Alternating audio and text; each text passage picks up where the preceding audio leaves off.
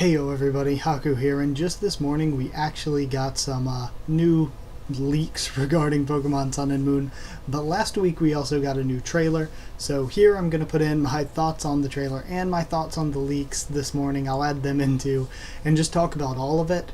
And yeah, like the Gen 7 designs are so strong and so consistent.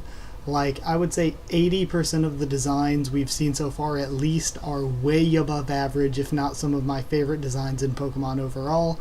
And really the only sort of off design I can think of is Bruxish, and even then, Bruxish like fits in. Like it's a design that I don't personally like, but it kind of fits in with Pokemon, so I mean, it works. I mean, this is a very, very good generation for designs so far. And I guess let's just get into talking about all the new stuff part by part. First up, we've got the new Dragon-type Pokemon Jangmo-o, who is a pure Dragon type with soundproof and bulletproof as its possible abilities. And I really, really love this design. I think it looks really cute. I, like many people, am assuming it's going to be this region's pseudo-legendary, possibly. Like, it really looks like it could have that design. If it is, I will freaking love it. As for the typing and the evolutions, I hope it has good evolutions really badly, because I really want to use this on my team. But there have been a lot of people, because of Roger's Base's video, that are thinking maybe it'll be a dragon fighting type. And I've seen a lot of people saying it looks kind of Griffin-like, maybe it'll have Griffin-like evolutions. I personally think it looks more like, you know, what are the armored, what are they called, like ankylosaurs or something? The armored dinosaurs with the little thing at the end of the tail? That's what it kind of reminds me of, and man, I would love if it just got like those plates on its back become like even more armored and it was like maybe a dragon steel type. I think that personally would be really awesome in my preference. Or even if it just evolved into something a little bit bigger but still keeping the sort of lean and lithe shape, and maybe stood up on its hind legs and was just still pure dragon type, that'd be really cool too. But yeah, pure dragon type with a like sort of design looking what it looks like now, except maybe a little bit taller and on its hind legs, or a dragon steel type with like big armored plates, would either one to be really, really awesome for Jangmo-o. Next up, we have the artificial Pokemon type Null and its trainer, Gladion. And for type Null, it's a normal type, it's got battle armor as its ability, and it seems to be an artificially created chimera built with different parts of different Pokemon to be able to adapt to almost any condition, and it wears the mask to protect it and stuff. And we're supposed to be getting more info on type Null, I think next month maybe, in the next issue of Corocoro. So type Null is going to have some more development. Maybe we'll see under the mask. I think it'll be really badass looking. And I hope we get a chance to catch or get a type Null, because I think it looks really cool and I really want one. And then as for his trainer Gladion, Gladion is the enforcer for Team Skull. I think his design, to me, I like it better than the other Team Skull designs, but it still does look a little bit like the whole cheesy, edgy stuff. Cheesy, edgy emo kid. So yeah, I like it more than the other Team Skull designs, but it's still kind of an design.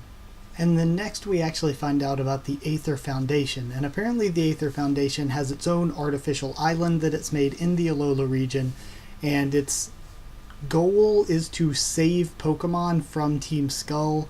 But a lot of fans are thinking, okay, they seem sketchy. What if they're the type, or what if they're the people that created type Null before Team Skull like rescued it from them or something, and it's actually Team Skull that are the good guys and Aether are these big bad guys? Or another thing that I've seen and thought myself can you maybe choose each side has good and bad? Like maybe Aether has good intentions of saving Pokemon, but the Pokemon experiments are pretty bad. Or Team Skull, like, they only commit petty crimes, but they still commit crimes, but they don't like Aether's Pokemon experiments. So, like, is it going to be something where there's good and bad in both, and you have to choose a side or something? Or maybe it changes depending on Sun and Moon, which one is the main bad guy. But either way, I really like the Aether Foundation a lot more than I like Team Skull. And here we see potential new Poke Waifu material.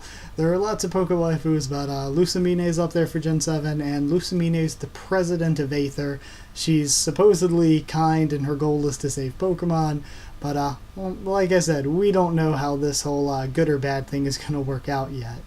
And next up, real quick, we have two other named members of the Aether Foundation. We have Branch Chief Faba over there on, I guess it'll be the right of the screen, and Assistant Branch Chief Wick, and as the memes have been telling you, Wick is thick, my boys. I still think Lucamine is better Poke Waifu, but she has umbrella hair, so they each have some so yeah, it's kind of a close match between the two. But yeah, we have Wick and Faba, members of the Aether Foundation, and that's essentially all we know of them. Also, with Faba's design, I like his design.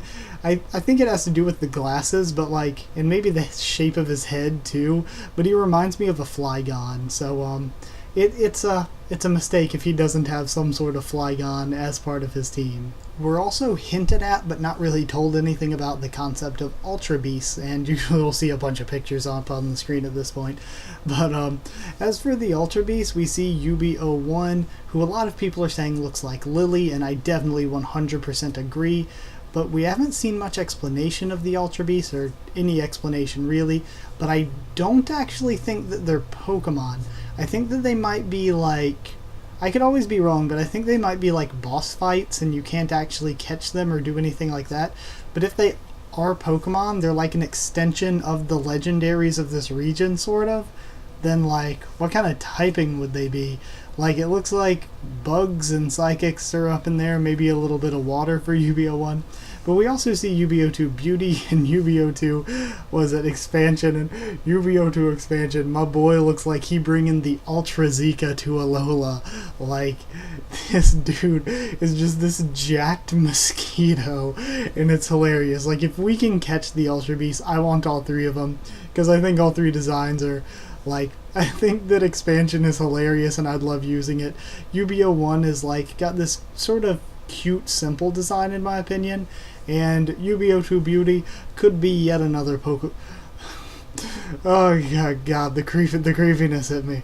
Poke Waifu. But like, she could legit be Poke Waifu because she is quite possibly Lucamine, as like the picture in the bottom right. Like, I put up two of them like side by side beside each other, and they even have the same pose. Like, I feel like Lucamine is possibly UB02, and if UB01 is Lily in fact, then UB02 expansion, I have no idea who it is.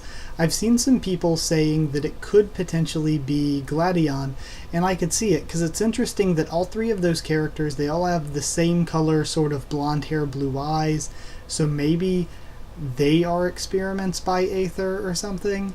And yeah, and maybe when Gladion escaped from Aether, he just took type Null with him, and that was another experiment. Like, I have no clue what's going on with the Ultra Beasts. But if we can catch them, cool. If not, I understand, because I personally don't think we'll be able to catch them. I think they're probably just going to be some sort of, like, one-off boss fight. Which, again, I'm really cool with, because it's a much-needed change to the normal setup of the Pokemon game plot structure. And lastly, from the leaks we got this morning, we got evolutions for Iwonko, or Rockruff. And you guys know that, for me, Iwonko or Rockruff has been the Pokemon for Gen 7 I've been most obsessed with, behind Lurantis. Lurantis came along and stole the spotlight and is now my new favorite Gen 7 Pokemon, but Rockruff was still second favorite. And then, oh man, these evolutions. We find out its evolution apparently depends on whether it evolves during day or night, something about the sun's power or the power of the night or something. So we'll probably get a little bit more in depth with that playing the actual game, but basically it's night or day. I don't know if there's something special you'll have to do during night or day, or if it's just leveling, but I love the day form for it's called Lugarugan, at least in Japanese, and I hope they keep that name because I really like the name. Apparently, to me, what I would assume is referencing the loup-garou, which is the French term for werewolf that carried on into like Native American stuff. So I hope it stays as Lugarugan because I really like the name.